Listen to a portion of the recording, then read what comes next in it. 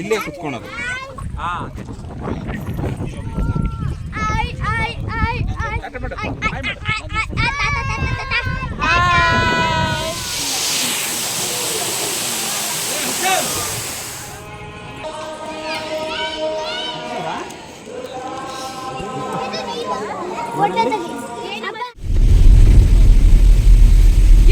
ನೋಡಿ ಇಲ್ಲಿ ಹೊಟ್ಟೆಗಿಸ್ತಾನ ಮಗ ಎತ್ಲ ಅಲ್ಲಿ ನೋಡಿ ಏನೋ ಮಾಡ್ತಾವ್ನಿ ಎತ್ತು ಎದ್ದೇಳ ಮೇಲೆ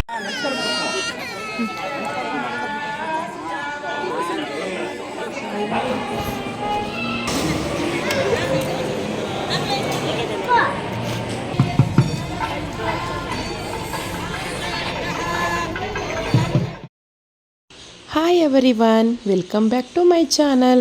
ಸೊ ನಮ್ಮ ಟ್ರಿಪ್ ವಿಡಿಯೋದಲ್ಲಿ ಎರಡನೇ ವಿಡಿಯೋ ಅಪ್ಲೋಡ್ ಮಾಡ್ತಾ ಇರೋದು. ನಾವು ಲಾಸ್ಟ್ ವಿಡಿಯೋದಲ್ಲಿ ಮುಳ್ಳಯ್ಯನಗಿರಿ ಲಾಸ್ಟ್ ಮಾಡಿದ್ವಿ.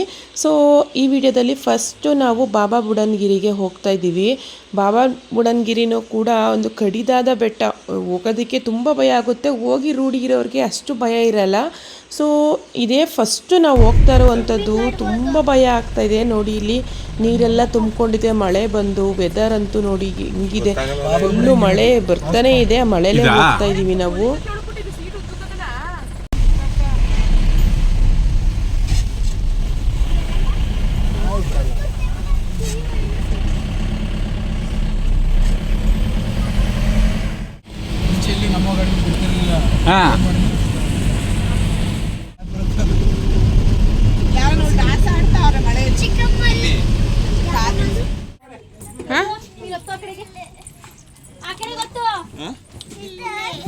ಇಲ್ಲೇ ಕುತ್ಕೊಳೋದು.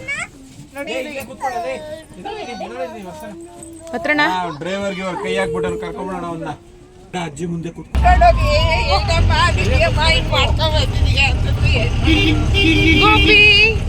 ಗುಬ್ಬಮ್ಮ ಕಾಣಿಸೋದಿಲ್ಲ.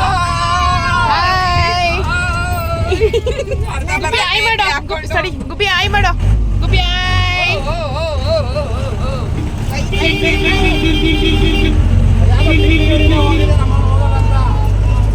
ಕೈ ತೆಗಿ ಸುಚಿತ್ರ.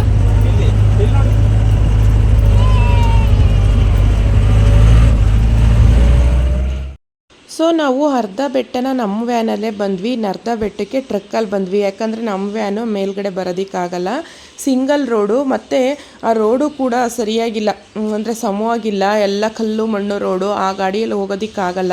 ಕೆಳಗಡೆ ಬಗ್ಗಿ ನೋಡಿದ್ರೆ ಸಾಕು ಪಾತಾಳ, ಸ್ವಲ್ಪ ಸ್ಲಿಪ್ ಆದರೆ ಪಾತಾಳ ಸ್ಲಿಪ್ ಆಗಿಬಿಡ್ತೀವಿ. ಹಾಗಾಗಿ ನಾವು ಟ್ರಕ್ಕಲ್ಲೇ ಬರಬೇಕು. ಅಲ್ಲಿಂದ ಟ್ರಕ್ಕಲ್ಲಿ ಬಂದ್ವಿ ನಾವು.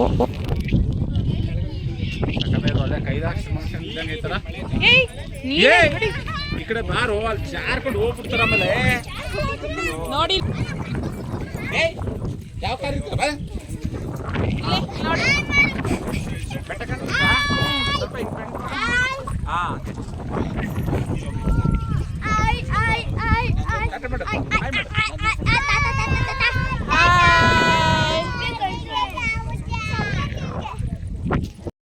ಬಾಬಾ ಬುಡನ್ಗಿರಿಲಿ ಏನಪ್ಪ ನೋಡಿದ್ವಿ, ಮೇಲಕ್ಕೆ ಬಂದು ವೇಸ್ಟು ಅಂತ ಅಂದ್ಕೊಂಡ್ವಿ. ಬಟ್ ನಾವು ಇಲ್ಲಿಗೆ ಬಂದಮೇಲೆ ಗೊತ್ತಾಗಿದ್ದು ಎಷ್ಟು ಸುಂದರವಾದ ಬೆಟ್ಟಗಳನ್ನ ನಾವು ನೋಡ್ತಾ ಇದ್ದೀವಿ. ನೋಡಿ ಸಖತ್ತಾಗಿದೆ. ನಾವಂತೂ ತುಂಬ ಎಂಜಾಯ್ ಮಾಡಿದ್ವಿ.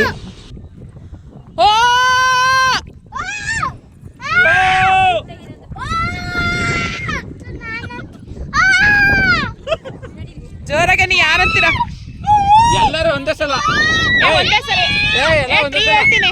1 2 3.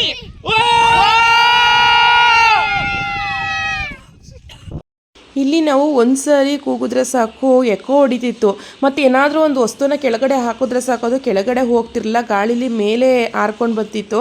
ಬಟ್ ನಮ್ಮ ಮನೆಯವರು ಹತ್ರಕ್ಕೆ ಬಿಟ್ಟಿಲ್ಲ, ಅದು ತುಂಬ ಪಾತಾಳ ಇದೆ, ನೀವು ಹೋಗ್ತೀರಾ, ಸ್ವಲ್ಪ ಸ್ಲಿಪ್ ಆದರೂ ಕಷ್ಟ ಆಗುತ್ತೆ. ಅದಕ್ಕೋಸ್ಕರ ಮಕ್ಕಳು ನಿಮ್ಮಿಂದನೇ ಬರ್ತಾರೆ, ಬೇಡ ಅಂತೇಳಿ ವಾಪಸ್ ಕರ್ಕೊಂಡು ಬಂದರು. ನೆಕ್ಸ್ಟು ನಾವು ವ್ಯಾನ್ ಹತ್ರ ಹೋಗೋದಕ್ಕಿಂತ ಮುಂಚಿತವಾಗಿ ಲೆಫ್ಟ್ ಸೈಡು ಈ ರೀತಿ ಮೆಟ್ಲನ್ನ ಹಾಕಿದ್ದಾರೆ ಕೆಳಗಡೆ ಹೋಗೋದಕ್ಕೆ. ಯಾಕಂದರೆ ಇಲ್ಲಿ ತುಂಬ ಫೇಮಸ್ ಮಾಣಿಕ್ಯ ದಾರ ಇದೆ. ಅದಕ್ಕೋಸ್ಕರ ಇಲ್ಲಿ ಆದಷ್ಟು ಮುಸ್ಲಿಮರು, ಈಗ ನಾವು ಹೆಂಗೆ ಹಿಂದೂಗಳು ಗಂಗೆ ನದಿಗೆಲ್ಲ ಹೋಗಿ ಪವಿತ್ರ ಸ್ನಾನ ಮಾಡ್ತೀವೋ ಅದೇ ರೀತಿ ಅವರು ಇಲ್ಲಿಗೆ ಬಂದು ಪವಿತ್ರ ಸ್ನಾನವನ್ನು ಮಾಡ್ತಾರೆ. ನಾವು ಮಾಡಿದಂಥ ಪಾಪಗಳೆಲ್ಲ ಕಳೀಲಿ, ಕಷ್ಟಗಳೆಲ್ಲ ಕಳೀಲಿ ಅನ್ನೋ ದೃಷ್ಟಿಯಿಂದ ಬಂದು ಇಲ್ಲಿ ಸ್ನಾನ ಮಾಡ್ತಾರೆ. ಸೊ ಇಲ್ಲೊಂದು ಸ್ವಲ್ಪ ಬೇಜಾರಾಯಿತು, ಇಲ್ಲಿ ಸ್ವಲ್ಪ ಯಾಕೋ ಗಲೀಜು ಥರ ಕಾಣಿಸ್ತು, ಅದೊಂದು ಬೇಜಾರು ಬಿಟ್ಟರೆ ಈ ಪ್ಲೇಸ್ ಅಂತೂ ಅದ್ಭುತವಾಗಿತ್ತು. ನಮ್ಮ ಮಕ್ಳನ್ನೇನಾದರೂ ಆ ನೀರು ಹತ್ರ ಬರ್ತಾಯಿತ್ತಲ್ಲ ಅದು ಬಿಟ್ಟಿದ್ರಂತೂ ಯಾವ ನೀರು ಅಂತ ನೋಡ್ತಿರಲಿಲ್ಲ, ಚೆನ್ನಾಗಿ ಎಂಜಾಯ್ ಮಾಡೋರು. ಅಲ್ಲಿ ಸ್ವಲ್ಪ ನೀರು ಬಣ್ಣ ಚೇಂಜ್ ಆಗಿ ಬರ್ತೈತೆ, ನೀವು ಇಲ್ಲಿ ನೋಡ್ತಾ ಇರ್ಬೋದು. ಯಾಕಪ್ಪ ಅಂದರೆ ಮಳೆ ಬೀಳ್ತೈತಲ್ವ, ಮಣ್ಣಿನ ಸಮೇತ ಬರ್ತೈತೆ, ಸ್ನಾನ ಮಾಡ್ಬೋದಿತ್ತು. ಬಟ್ ಏನಪ್ಪ ಅಂದರೆ ನೀರು, ಯಾಕಂದರೆ ಮಕ್ಕಳು ಅಲ್ಲಿ ಸ್ನಾನ ಮಾಡಿದ್ರೆ ಇನ್ನೂ ಕೋಲ್ಡ್ ಎಲ್ಲ ಆಗಿಬಿಡುತ್ತೆ ಅಂತೇಳಿ ನಾವು ನೀರೊಳಗಡೆ ಇಳಿಸ್ಲಿಲ್ಲ.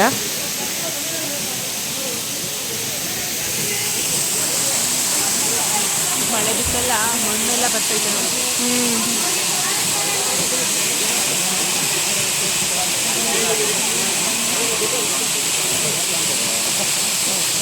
ಸೊ ನೀವು ಇಲ್ಲಿ ನೋಡ್ತಾ ಇರ್ಬೋದು, ಎಲ್ಲ ದೊಡ್ಡವರೆಲ್ಲ ನಿಂತ್ಕೊಂಡು ಸ್ನಾನ ಮಾಡ್ತಾ ಇದ್ದಾರೆ. ಏನೋ ಅವರ ನಂಬಿಕೆ ಮೇಲಿಂದ ಬರ್ತೈತೆ. ಮತ್ತು ಇಲ್ಲಿ ದರ್ಬೆ ಹುಲ್ಲಿದೆ. ನಮ್ಮ ಹಿಂದೂ ಸಂಪ್ರದಾಯದ ಪ್ರಕಾರನೂ ಕೂಡ ದರ್ಬೆ ಹುಲ್ಲು ಹಾಕಿದ್ರೆ ಅದು ತುಂಬ ಶ್ರೇಷ್ಠ ಅಂತ ಹೇಳ್ತಾರೆ. ಸೊ ಹಾಗಾಗಿ ಇವರ ನಂಬಿಕೆಗಳು ಅವೆಲ್ಲ ನಾವು ಹೇಗೆ ಗಂಗೆ ಸ್ನಾನವನ್ನು ಮಾಡ್ತೀವಿ, ತೀರ್ಥ ಸ್ನಾನವನ್ನು ಮಾಡ್ತೀವಿ, ಅದೇ ರೀತಿ ಇವರು ಹಾಗೆ ಮಾಡ್ತಾ ಇದ್ದಾರೆ. ಮತ್ತು ಇಲ್ಲಿ ಬಟ್ಟೆ ಎಸೆಯೋದು ಆ ಥರ ಎಲ್ಲ ಮಾಡಿದ್ರೆ ಪೆನಾಲ್ಟಿ ಹಾಕ್ತೀವಿ ಅಂತಲೂ ಕೂಡ ಇಲ್ಲಿ ಹಾಕಿದ್ದಾರೆ. ಮತ್ತು ಇಲ್ಲೊಂದು ದರ್ಗಾ ಥರ ಇದೆ, ಇಲ್ಲಿ ಬಂದು ಇವರು ನಮಸ್ಕಾರ ಮಾಡಿಕೊಂಡು ಆಮೇಲೆ ಹೋಗ್ತಾರೆ. ಅವರವರ ನಂಬಿಕೆ ಅಲ್ವಾ. ಈಗ ನಾವು ಹೇಗೆ ನಮ್ಮ ದೇವ್ರು ಮಾಡ್ತೀವಿ, ಅವರು ಕೂಡ ಅವ್ರ ದೇವ್ರನ್ನ ಮಾಡ್ತೀವಿ. ನೆಕ್ಸ್ಟ್ ಈಗ ನಾವು ಎಲ್ಲ ಮುಗಿಸ್ಕೊಂಡು ಕೆಳಗಡೆ ಹೋಗ್ತಾ ಇದ್ದೀವಿ. ಈ ಬೆಟ್ಟ ಎಷ್ಟು ಕಡಿದಾದ ಬೆಟ್ಟ ಅಂದರೆ ನನಗಂತೂ ಈ ಕಡೆಯಿಂದ ಹೋಗ್ಬೇಕಾದ್ರೆ ಕೈ ಕಾಲೆಲ್ಲ ನಡುಕ್ತಿತ್ತು, ಹೆಂಗಪ್ಪ ವ್ಯಾನ್ ಹೋಗುತ್ತೆ ಅಂತ. ಹಂಗಾಗಿ ಸುಚಿತ್ರ ಎಲ್ಲ ನಗ್ತಿದ್ವಿ, ಏನಕ್ಕೆ ಇಷ್ಟೊಂದು ನಡುಕ್ತೀಯ ಅಂತ ನಂಗೆ ಅಷ್ಟು ಭಯ ಆಗ್ತಿತ್ತು. ಮತ್ತು ಇಲ್ಲಿ ಹಸುಗಳೆಲ್ಲ ಸಾಕ್ತಾ ಇದ್ದಾರೆ. ಹೆಂಗೆ 6 ಗಂಟೆ ಅಷ್ಟರಲ್ಲಿ ಅಂಗಡಿನೂ ಕ್ಲೋಸ್ ಮಾಡ್ಕೊಂಡು ಎಲ್ಲ ಬಂದ್ಬಿಡ್ತಾರಂತೆ ಇಲ್ಲಿಂದ. ಹಸುಗಳನ್ನೆಲ್ಲ ಹೆಂಗೆ ಕರ್ಕೊಂಡು ಬರ್ತಾರಪ್ಪ ಅಂತ ಯೋಚನೆ ಮಾಡ್ತಿದ್ದೆ. ಯಾಕಪ್ಪ ಅಂದರೆ ಇಲ್ಲಿ 5:30 ಆಗಿದ ತಕ್ಷಣವೇ ರೋಡ್ ಮಧ್ಯದಲ್ಲೇ ಹುಲಿಗಳೆಲ್ಲ ತಿರುಗಾಡ್ತಾವಂತೆ. ಸೊ ಹಾಗಾಗಿ ಸ್ವಲ್ಪ ಭಯ ಆಗ್ತಿತ್ತು ನನಗೆ ಇವ್ರು ಹೇಳ್ತಾ ಇರೋದು ನೋಡಿದ್ರೆ. ನಾವು ಬಾಬಾ ಬುಡನ್ಗಿರಿ ಮುಗಿಸ್ಕೊಂಡು ನೆಕ್ಸ್ಟು ಶೃಂಗೇರಿಗೆ ಹೋಗ್ತಾ ಇದ್ದೀವಿ. ನೈಟ್ ಅಲ್ಲೇ ಹಾಲ್ಟ್ ಇದ್ದು ಬೆಳಿಗ್ಗಿನ ಜಾವ ಅಂದರೆ ಬೆಳಿಗ್ಗೆ 8 ಗಂಟೆ ಒಳಗಡೆ ನಾವು ಅಕ್ಷರಾಭ್ಯಾಸ ಮುಗಿಸ್ಕೊಂಡು ನೆಕ್ಸ್ಟ್ ಪ್ಲೇಸ್ ನೋಡೋಕ್ಕೆ ಹೋಗಬೇಕು ಅಂತ ಪ್ಲ್ಯಾನ್ ಹಾಕ್ಕೊಂಡು, ಈಗ ಸಂಜೆ 6 ಗಂಟೆ ಆಗಿದೆ. ನನ್ನ ತಂಗಿ ತಿಂಡಿ ತಗೋದಕ್ಕೆ ಹೋಗಿದ್ದಾಳೆ ಬೇಕ್ರಿಗೆ. ಸೊ ನಾವು ಹೋಗಬೇಕಿತ್ತು, ಆದರೆ ನಮ್ಮ ಮಕ್ಕಳು ಎಲ್ಲರನ್ನೂ ಕರ್ಕೊಂಡು ಹೋಗೋದು ಅಂದರೆ ತುಂಬ ಕಷ್ಟ ಆಗುತ್ತೆ. ಯಾಕಂದರೆ ನಾವು ಹೋದರೆ ಅಮ್ಮಂದಿರ ಹಿಂದೆ ಮಕ್ಕಳು ಕೂಡ ಬಂದುಬಿಡ್ತಾರೆ ನೋಡಿ. ಆ ಚೋಟುಗಳು ಅವಳ ಮಕ್ಕಳು ಅವಳ ಜೊತೆ ಹೋಗಿದ್ದಾರೆ. ನಾನು ಯದು ಮತ್ತು ಲಕ್ಷಿತ್ನ ಇಟ್ಕೊಂಡು ಕೂತಿದ್ದೆ. ಅವಳು ಹೋಗಿ ಬೇಕ್ರಿಲ್ಲ, ಅವಳು ಮತ್ತು ಅರುಣಣ್ಣ ಇಬ್ಬರು ಹೋಗಿದ್ದು ಈಗ ಬಂದು ತಿಂಡಿ ತಗೊಂಡು ಬಂದು ಅವಳು ವ್ಯಾನ್ ಹತ್ತದೇ ತಡ ನಿಂತ್ಕೊಬಿಟ್ಟಿದ್ದಾರೆ ಸುತ್ತ. ಯಾಕಂದರೆ ಇಲ್ಲಿಂದ ಹೋಗ್ಬೇಕಾದ್ರೆ ಆರ್ಡ್ರ್ ಮಾಡಿದ್ರು ಐಸ್ ಕ್ರೀಮ್ ತಗೋಬಾ ಅಂತೇಳಿ. ಸೊ ಮೊದಲು ಬಂದಿದ್ದ ತಕ್ಷಣವೇ ಎಲ್ಲರಿಗೂ ಐಸ್ ಕ್ರೀಮ್ ಕೊಡ್ತಿದ್ದಾಳೆ. ವೆದರ್ ಬೇರೆ ತುಂಬ ಸೆಕೆ ಇರುತ್ತಲ್ವಾ, ಎಲ್ಲ ಕರಗೋಗುತ್ತೆ ಅಂತೇಳಿ ಫಸ್ಟು ಐಸ್ ಕ್ರೀಮ್ ತಿನ್ನಿ ಆಮೇಲೆ ಬೇರೆ ತಿಂಡಿ ಕೊಡ್ತೀನಿ ಅಂತೇಳಿ ಅವಳು ಎಲ್ರಿಗೂ ಕೊಟ್ಟಳು. ಸೊ ನಾವು ರಾತ್ರಿ ಬರೋ ಅಷ್ಟರಲ್ಲೇ 6:45 ಆಗಿತ್ತು.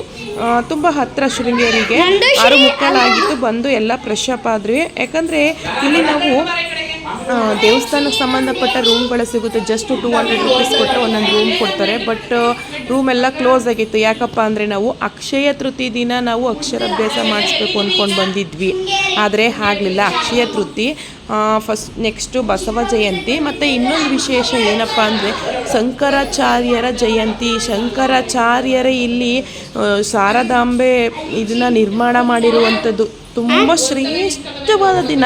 ಸೊ ಹಾಗಾಗಿ ನಮ್ಮ ಮನೆಯವರು ಅದನ್ನೆಲ್ಲ ನೋಡಿ ಅವತ್ತೇ ಅಕ್ಷರಾಭ್ಯಾಸ ಮಾಡಿಸ್ಬೇಕು ಅಂತ ಹೇಳಿ ನಮ್ಮನ್ನು ಕರ್ಕೊಂಡು ಬಂದಿರೋದು. ಯಾಕಂದರೆ ಅಕ್ಷಯ ತೃತೀಯ ಆಗಿ ಎಷ್ಟು ದಿನ ಆಯಿತು, ನಾನು ವಿಡಿಯೋ ಹಾಕ್ತಾನೇ ಇದ್ದೀನಿ, ಸ್ವಲ್ಪ ಡಿಲೇ ಆಗ್ತದೆ, ತುಂಬ ವೀಡಿಯೋಗಳಿತ್ತಲ್ಲ ಹಾಗಾಗಿ. ಸೊ ಇವಾಗ 7:30 ಆಗಿದೆ. ನಾಳೆ ತುಂಬ ರಶ್ ಇದೆ, ಹಾಗಾಗಿ ಇವತ್ತೇ ಟಿಕೆಟ್ ತೊಗೊಬೋಣ. ಟಿಕೆಟ್ ತಗೊಂಡ್ರೆ ನಾಳೆ ಬೆಳಿಗ್ಗೆ 7 ಗಂಟೆ ಅಷ್ಟರಲ್ಲೇ ಅಕ್ಷರಾಭ್ಯಾಸ ಮುಗಿಯುತ್ತೆ ಅಂತ ಹೇಳಿ ನಾವು ಬರ್ತಾಯಿದ್ದೀವಿ. ಸೊ ಫಸ್ಟು ಟೈಮ್ ನಾವು ಶೃಂಗೇರಿಲಿ ರಾತ್ರಿ ಹೊತ್ತು ಹಾಲ್ಟ್ ಇರೋದು.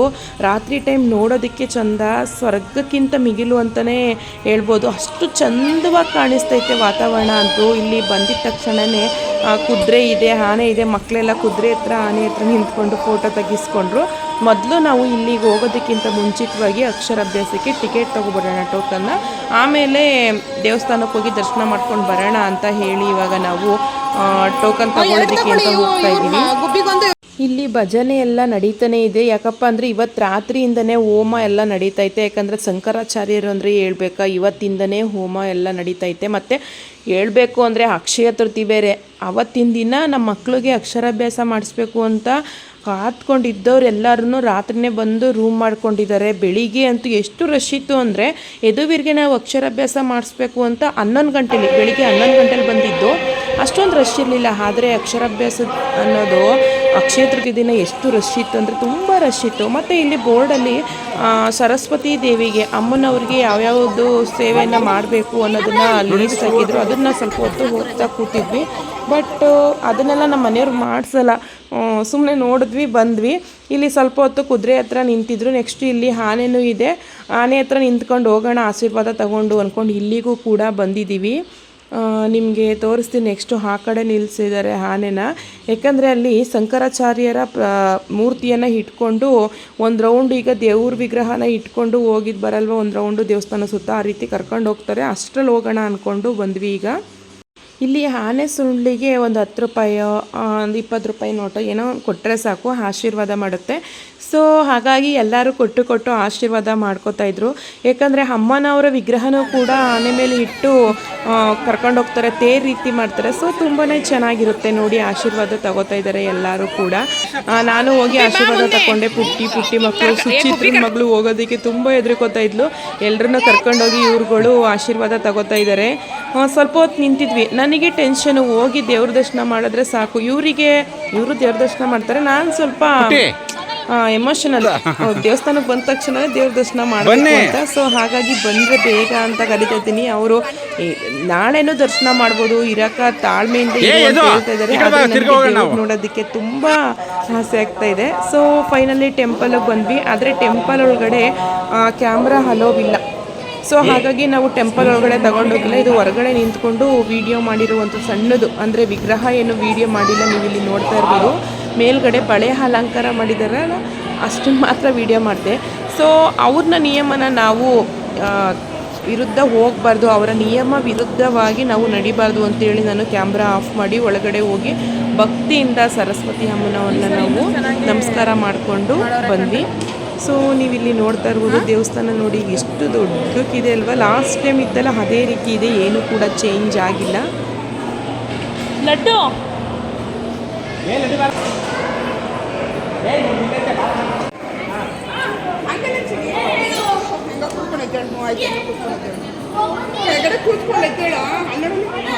ದೇವಸ್ಥಾನದ ಬಲಭಾಗದಲ್ಲಿ ಗಣಪತಿ ದೇವಸ್ಥಾನ ಇದೆ. ಅಲ್ಲಿ ಎಲ್ಲರೂ ಕೂಡ ಬಸ್ಗೆ ಹೊಡೆದ್ರು. ಸೊ ಅವರಿಗೆ ದೇವರು ಒಳ್ಳೇದು ಮಾಡಲಿ. ಎಡಗಡೆ ಶಂಕರಾಚಾರ್ಯರ ದೇವಸ್ಥಾನ ಇದೆ, ನೀವು ಇಲ್ಲಿ ನೋಡ್ತಾ ಇರ್ಬೋದು.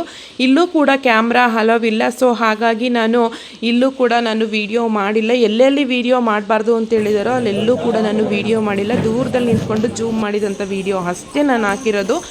ನಾನು ದೇವಸ್ಥಾನದೊಳಗಡೆ ಹೋಗಿ ವಿಡಿಯೋ ಮಾಡೋದು ಅದನ್ನೆಲ್ಲ ಮಾಡಿಲ್ಲ. ಸೊ ಅಲ್ಲಿಂದ ನೆಕ್ಸ್ಟು ನಾವೀಗ ಊಟಕ್ಕೆ ಹೋಗ್ತಾ ಇದ್ದೀವಿ. ಇಲ್ಲೇ ಅನ್ನದಾಸೋಹದಲ್ಲೇ ಊಟ ಸಿಗುತ್ತೆ. ಸೊ ಹಾಗಾಗಿ ಹೋಟೆಲೆಲ್ಲ ಬೇಡ ಅಂತೇಳಿ ಮಕ್ಕಳೆಲ್ಲರೂ ಕರ್ಕೊಂಡು ಈಗ ಹಾಲಿಗೆ ಬಂದ್ವಿ. ಊಟ ಅಂತೂ ಅದ್ಭುತವಾಗಿತ್ತು. ಇಲ್ಲಿಂದ ಊಟ ಮುಗಿಸ್ಕೊಂಡು ಹೋಗಿ ನಾವು ರೆಸ್ಟ್ ಮಾಡಿದ್ವಿ. ಯಾಕಂದರೆ ಬೆಳಿಗ್ಗೆ 4 ಗಂಟೆಗೆ ಎದ್ದು ಮಕ್ಕಳೆಲ್ಲ ರೆಡಿ ಮಾಡಿ ನಾವು ರೆಡಿಯಾಗಿ ಬರಬೇಕಲ್ವ. ಸೊ ಹಾಗಾಗಿ ನಾವು ಊಟ ಮಾಡ್ಕೊಂಡು ಈಗ ರೂಮಿಗೆ ಹೊರಡ್ತೀವಿ. ಸೊ ಫ್ರೆಂಡ್ಸ್, ನನ್ನ ಸಣ್ಣ ವೀಡಿಯೋದಲ್ಲಿ ಇವತ್ತು ನಾವು ಯಾವ್ಯಾವ ಪ್ಲೇಸ್ಗೆ ಹೋಗಿದ್ವಿ ಅನ್ನೋದನ್ನು ನಾನು ವೀಡಿಯೋ ಹಾಕಿದ್ದೀನಿ. ನಾಳೆ ಬೆಳಿಗ್ಗೆ ನಾವು ಅಕ್ಷರಾಭ್ಯಾಸ ಮಾಡಿಸಿದ್ದು, ನೆಕ್ಸ್ಟು ಇನ್ನೂ ಒಂದು 2-3 ಪ್ಲೇಸ್ಗೆ ಹೋಗ್ತೀವಿ. ನಾವಂತೂ ಬೀಚಲ್ಲೆಲ್ಲ ತುಂಬ ಎಂಜಾಯ್ ಮಾಡಿದ್ವಿ. ಆ ವಿಡಿಯೋನೂ ಕೂಡ ನಾನು ಅಪ್ಲೋಡ್ ಮಾಡ್ತಾಯಿದ್ದೀನಿ. ದಯವಿಟ್ಟು ನೀವು ಮಿಸ್ ಮಾಡದೆ ಆ ವಿಡಿಯೋನ ಫ್ರೀ ಮಾಡಿಕೊಂಡು ವಾಚ್ ಮಾಡಿ ಅಂತ ಕೇಳ್ಕೊತೀನಿ. ಓಕೆ ಫ್ರೆಂಡ್ಸ್, ಬಾಯ್.